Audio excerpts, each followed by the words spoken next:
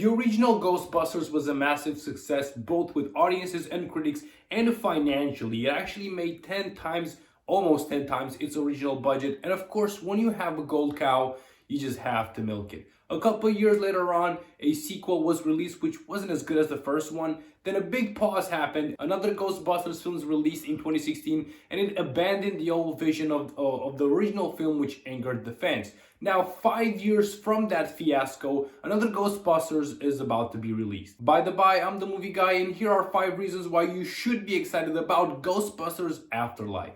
Number 5, Legacy. I watched the first official trailer for this flick and I have to say I wasn't really blown away. They seem to keep the hard-hitting scenes from this first trailer, but you can get a pretty good glimpse at the story. A single mother moves with her 2 kids to a town and there they find out that they actually have a secret connection to the old Ghostbuster team and they are trying to further explore that connection. Another trailer shows off the action side a little bit more. We get to see the enemies of the team. We get to see these guys actually fight the bad guys. It looks very stylish. I was very much impressed by the visual effects, and the trailer actually ended on a cliffhanger about the return of the old Ghostbusters team. Safe to say I was intrigued. Number 4, nostalgia. The 2016 film was criticized for a lot of things, but the most prominent complaint was how it abandoned the old vision of the film, the one that the fans actually liked, and they opted for a new vision, which the fans obviously didn't agree with. Gone was the old team, in came a new all-female cast. Ghostbusters Afterlife is not going down the same road.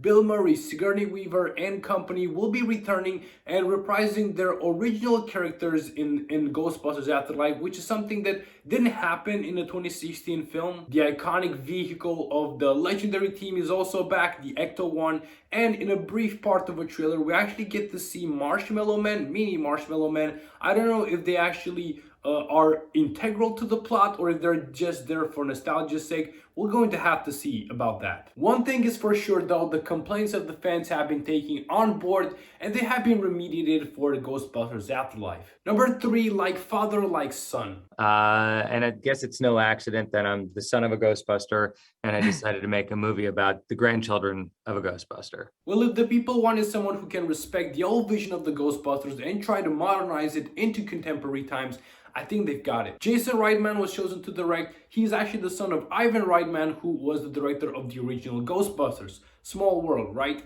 Ivan was also chosen as an executive producer for this film, and these 2 appointments just reinforce my statement. They're trying to make a Ghostbusters films for the fans, because if the fans are happy, then of course they're going to get a lot of money off of that. Jason hasn't directed a big budget movie like this, but he has made some great comedies such as Juno, but he's also done some great drama films such as Labor Day. Number 2, fit to lead. Yeah. You get to drive the Ecto-1? Yeah. Yeah. Yeah.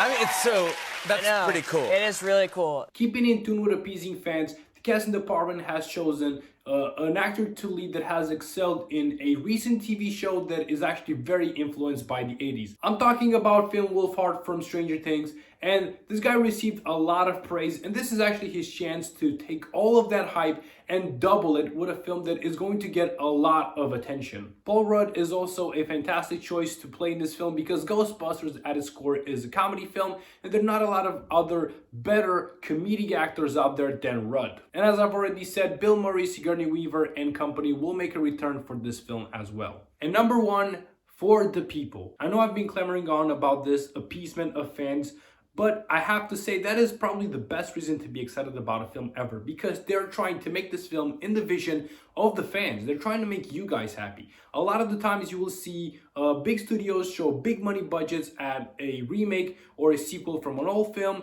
They're going to hire these AAA actors, and they're really going to miss the mark with what this film was originally about. It's not going to make the fans happy. It's going to bomb at the box office, and then the studio is just going to be surprised at how bad it did. Not this time around though. This one is for the fans. It'll get a sequel if it is financially successful. Ivan Reitman has also said that he is currently writing a Ghostbusters animated TV show, so it does look like we are not seeing the end of this franchise. Are you planning on watching Ghostbusters Afterlife? Let me know down in the comments. While you are there, press that like and subscribe button. Press the bell to get notifications every time my videos get uploaded. And until next time, keep on watching movies, guys.